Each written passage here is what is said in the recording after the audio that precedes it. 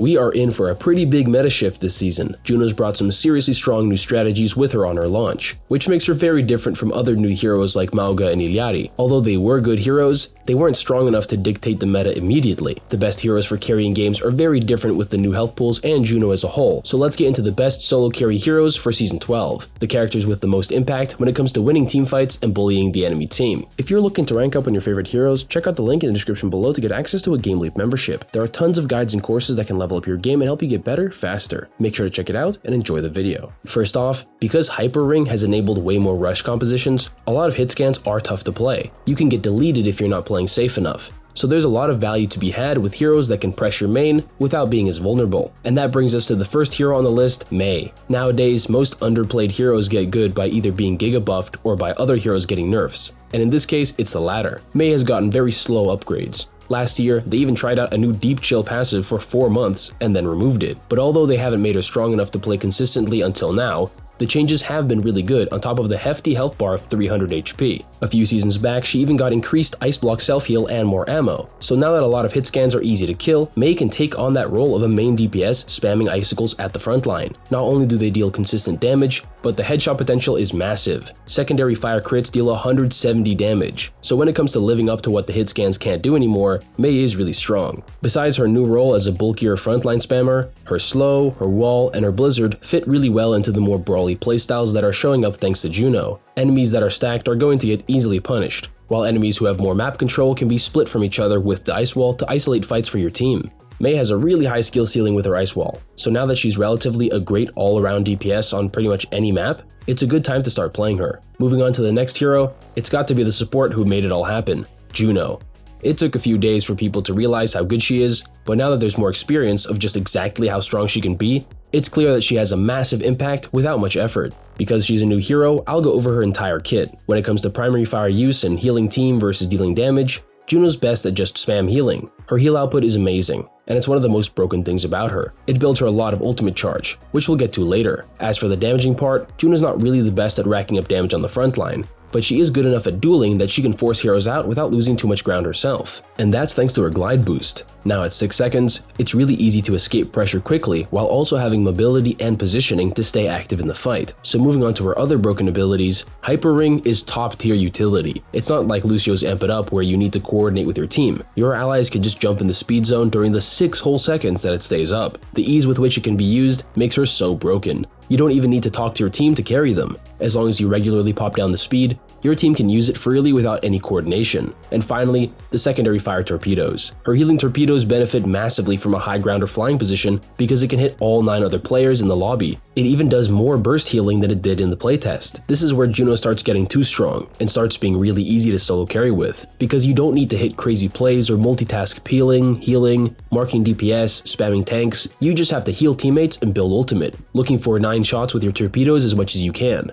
With the newly buffed travel speed of the laser and an ideal amount of healing and damage boost, you can get ultimates so often that you can always decide whether your team wins or loses. But despite being a fast-paced hero, Juno doesn't bring the most active playstyle. But at least her mobility is fun to work around with. So although your solo carrying depends a lot on ultimate farming and then sending it in with your team, it's not a boring experience. Next is the first tank on the list, and the best and most obvious choice is D.Va. Unless you really don't like playing her, there's no reason not to pick her and farm lobbies until she gets nerfed. Besides her usual strengths, she synergizes perfectly with Hyper Ring. Her booster flight speed is increased by any movement speed buffs, but what Juno brings is a long window of opportunity to go for the engage. Her speed buff is actually 10% less than Lucio's at a flat 50% speed increase, but it lasts for the same 3 seconds, and you have a whole 6 seconds to time it correctly. D.Va is so busted with her burst damage and general tankiness that she even beats out the actual rush tanks when it comes to rushing with the new speed hero. It was pretty funny to see that they only reverted D.Va's insane matrix buff when she got too strong instead of also toning down more of her strengths, like her burst damage. And then they went ahead and nerfed Winston's damage by 5 DPS, which is one of the least impactful changes I've ever seen.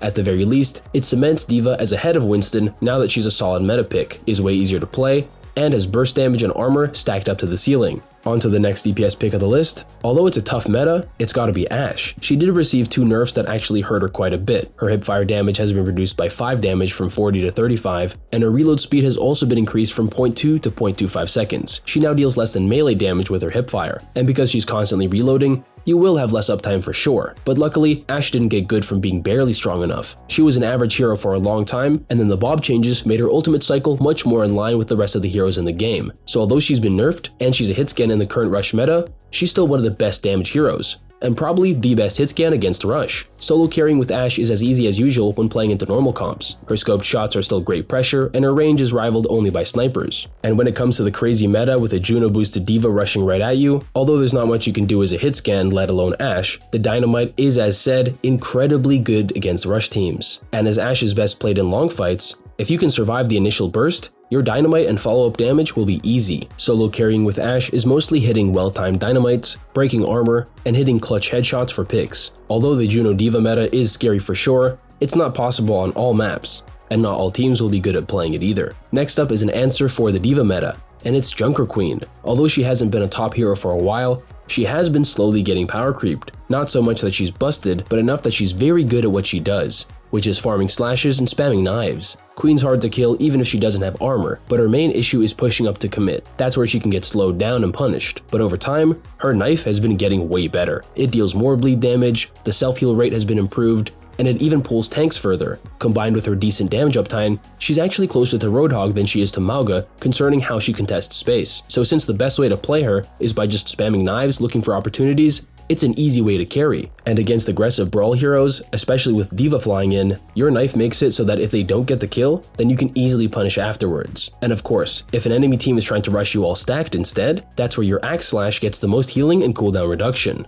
Queen isn't exactly hard to counter, but what she has over other tanks in the solo carry department is her knife skill shot. Roadhog and Orisa also have skill shots on 6-second cooldowns, but Orisa pushes enemies away, and Roadhog is way too easy to spam out. Queen has the best of both worlds, and with 250% bleed self-heal and 175 overhealth on Shout, you can do a lot if you give her a try and throw as many knives as you can. For the next support after Juno, you can try the other speed support for a different approach. Lucio with lower health and higher damage is definitely better at carrying than he was previously. Compared to Juno, it's not as easy of a playstyle. Sometimes the best thing to do is just spam tanks in main, but Lucio can do way more and should do way more besides just healing his team while shooting at a choke point. Solo carrying with Lucio is doing the right thing at the right time, whether that's opening up an angle for your DPS, or booping tanks trying to go on your supports, or even the classic speed boosting the front line forward for the push. Lucio's health nerf doesn't matter as much as it does for the other heroes who also got the same change. It will hurt a bit when you're in duels, but that's a simple skill issue. Just dodge their bullets. Now that Lucio's damage is higher, you can do more in a shorter period of time, especially combined with the sound wave damage. When Lucio's damage got nerfed down to 18 a few seasons back,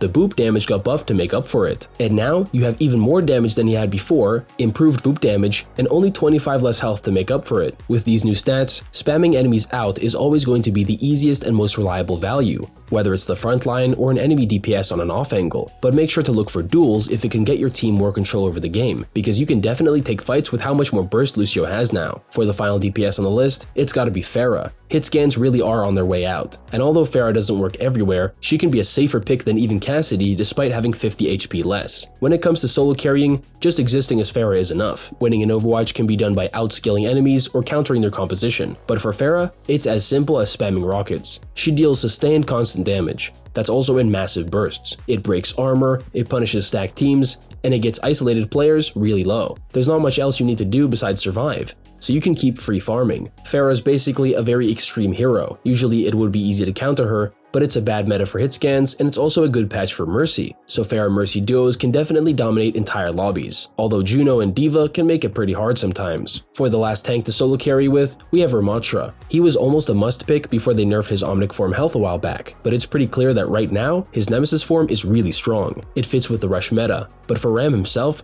with 65 damage per punch, you're hitting hard every time, four-shotting everyone except for tanks. Ram's also pretty straightforward, shield to dig space or match the enemy's aggression, and then Nemesis form if enemies are close enough. Solo carrying benefits a lot from flexibility, and Ram is one of the few brawl tanks who can consistently spam without needing to push in, so even when enemy teams try to counter your pushes, you don't even need to fall for their trap. And when solo carrying with a tank, ideally you're not easily countered. The one thing that comes close to countering Ram is Orisa, but because Ram can also just play slow and not force a push on the backline, you don't need to swap your hero. You can just swap your playstyle slightly, poking a bit more, looking for vortex slows to force abilities. It's just that easy. And finally, for the third best support for solo carrying, It's Ana. She's a bit harder to survive with against the right compositions, but if you want to take the game into your own hands, Biotic Nade is still the best thing you can ask for. Ana's kit is clearly good enough right now, even if dives and rushes are really fast. Although you can get one shot, a good nade is immensely powerful, whether it's boost healing your team for a save, or setting up a stack of kills for your team. And if you thought tanks blasting forward with Hyper Ring is broken, now imagine them nano boosted. Ana still has top-notch impact, but she still has the same weaknesses that she always has. But hey, solo carrying isn't always supposed to be easy. That's it for the top solo carry heroes for Season 12. Thanks for watching, and I'll see you guys next time.